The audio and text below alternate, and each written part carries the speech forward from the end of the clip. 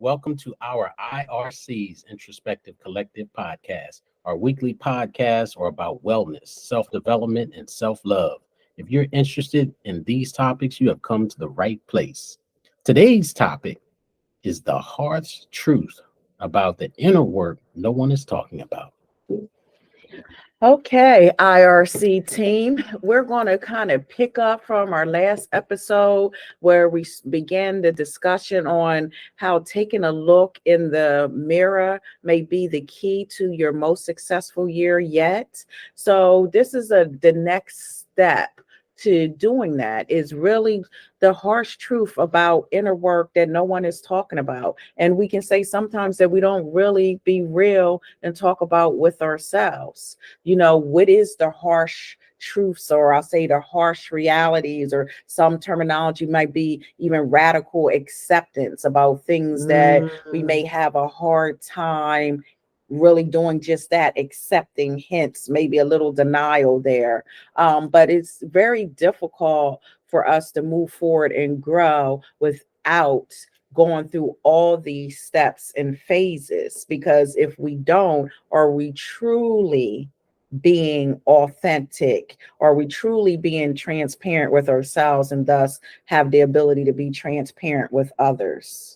So I get it. I know it's difficult. I was just talking with my team here, my colleagues, my friends, where literally it took me an entire year to step foot in Planet Fitness.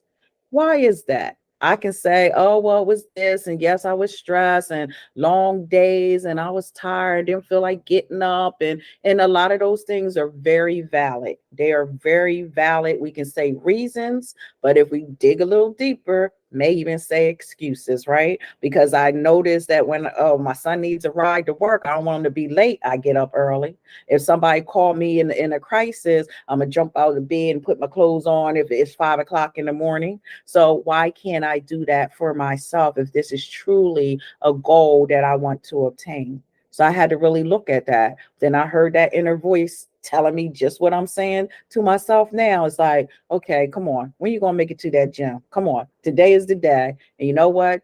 That day was the day. And I've been there ever since. So whether it's gym, fitness, whether it's finances, whether we know we need to get more organized, declutter our house, declutter our minds, reevaluate relationships. We talk about toxicity in relationships, but are we the toxic one? Do we like toxicity? We say, oh, they are toxic, but we keep engaging. So do we like that? Like, we really have to take a hard look at ourselves. What is the harsh truth? And be honest with ourselves.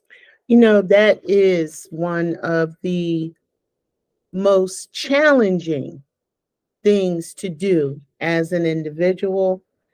Um, you know, when I think of this topic, I think about, again, things that I either have set goals for myself or listening to others, um, if professionally or even friends, when we talk about, oh, I want to get my finances together. So what concrete steps do you really take to make that happen? And then it's also good to look at, what are you spending your money on? True.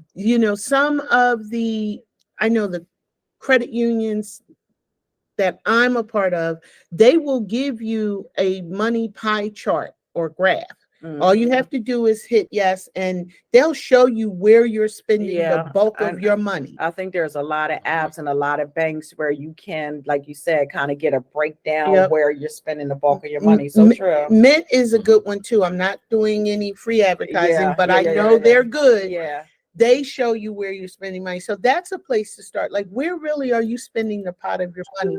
Because what we do know is that where you spend your money, that's where your heart is. True. Can I? Okay. Amen. All right. Okay. Right. Okay. True. Okay. So we want to look at, where are we spending our money?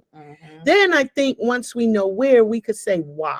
Yeah. Why are we doing this behavior? Right. Yes. Okay. And that's digging deep. That's getting into That, the inner work. there you go. And then, once we can identify that, then what are some concrete steps that we can do? I know for me at one time when I was getting my financial house in order, we're all used to that telephone where you can pay with your tap with your phone.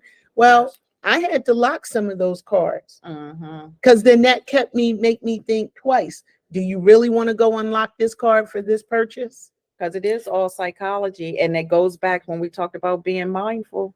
Yes. Yeah. I mean, you bring up a good point. It's conditioning, because you know that you need to make some changes, and you're aware that you need to make some changes, but yet you still continue on with the same behavior. Yep. So the conditioning, we have to acknowledge how strong the conditioning is when we Mhm. form unhealthy, whether it's healthy patterns or unhealthy patterns. But if it's an unhealthy pattern and it's been formed over a period of time, yes, it's hard to break that pattern. And so when you become aware and you try to do something different, it's going to be hard. It Which is. means you're going to have to stick with it, and you're going to have to persist through it. Mhm. So um, uh, unhealthy patterns are a challenge to break. Very much so. Like I said, is 21 days, as the research has shown us, to form a habit. So you didn't just get this way overnight. You're not going to change. So, and then I want to also talk about, it's not for some of you, it may not be finances. It could be health problems. Mhm. We know that the top two, maybe there's three, we know that there are health problems associated with lifestyle, Mhm. right?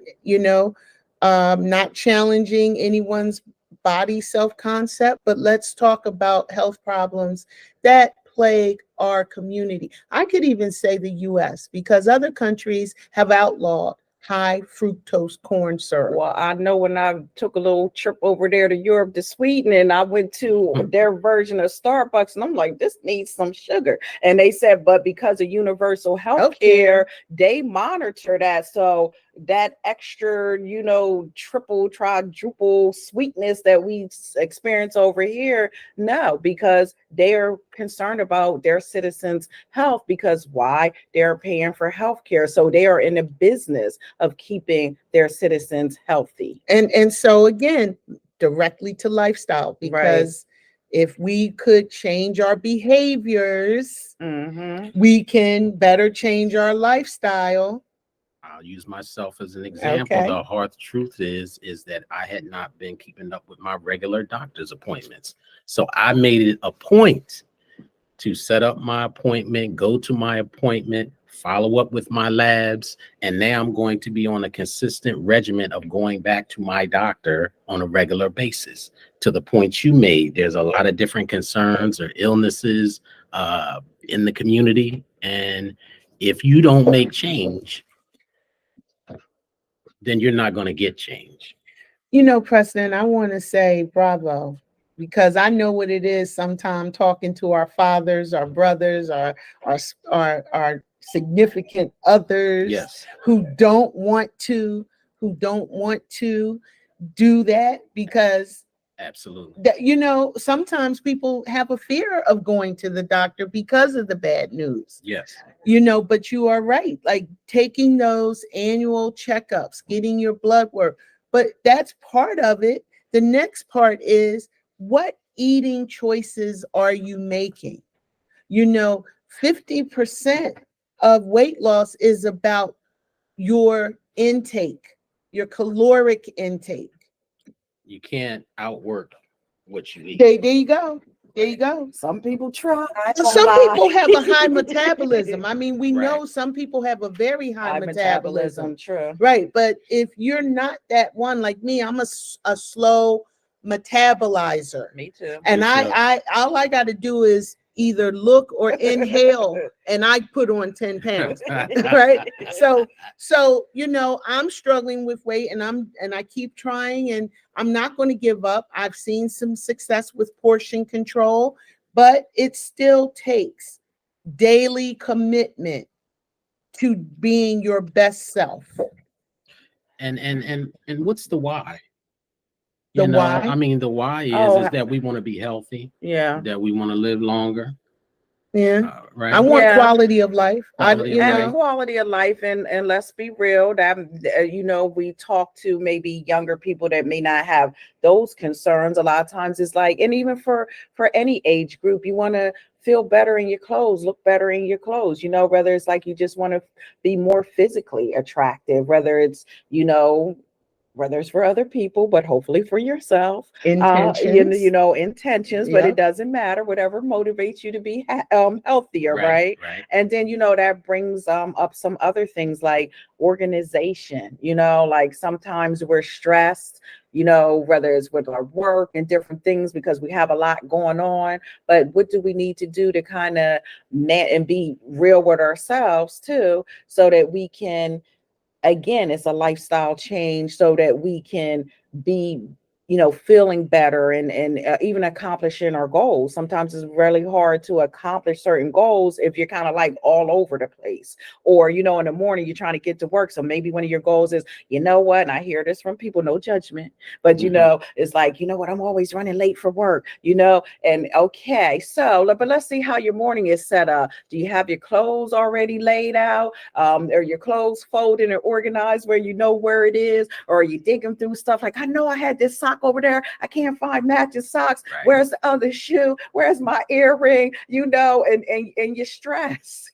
That's true. You're stressed. That's true. Right. And then now you done wasted a whole 10-15 minutes while you're running late. And think about, how does that start the intentions of your day if you're already stressed, and then you're driving, and then hopefully you don't have road rage, and there's all these different things before you even get to work, and then you're expecting to have a good day And a productive and a your productive mindset, day, right? and then don't, oh Lord, and don't get into work, and then something Right, hits right. you as soon as you walk through the door, and then that's it. So there's a whole lot of areas that individually we have to look at for ourselves. What are the areas that we need to work on to just improve our quality of life, improve again our interactions with people? Because if we're stressed and irritable and flustered, it comes across a certain way. It impacts the way we communicate. It impacts our moods. It's just so, I guess, multi-dimensional. It's So- interdependent. Yeah, It's that too. interdependent. Yeah, that Yep. too. To your point, there's 1,440 minutes in a day. Okay. Okay. And so Okay. it's not that we don't have enough time, Okay. That's how right? we Because you hear met- people say, I don't have enough enough time to time. do this. That's I don't right, have that's enough time right. to do I that. need more hours. We actually have enough Enough time, time. but it's being more efficient. To Efficient. your point, How do we organizing manage our time? your day Mhm. and managing your time. Mhm. And that's exactly right. So when we think about how we look at the harsh truth, that is really looking at yourself in the mirror and saying, what is keeping me from achieving this goal? What is keeping me from being the person that I want to be? We hope that this discussion today gives you some food for thought as you prepare again for the new year. And if we're already into the new year, what changes are you actually going to hold yourself accountable to for 2024? Okay, well, listeners, that's it for today. Thank you for listening. We hope you've enjoyed our topic for today. If so, please like and subscribe. Remember to join us for the next episode and share with others that you would like to hear this conversation, and invite your friends and leave comments. Take care.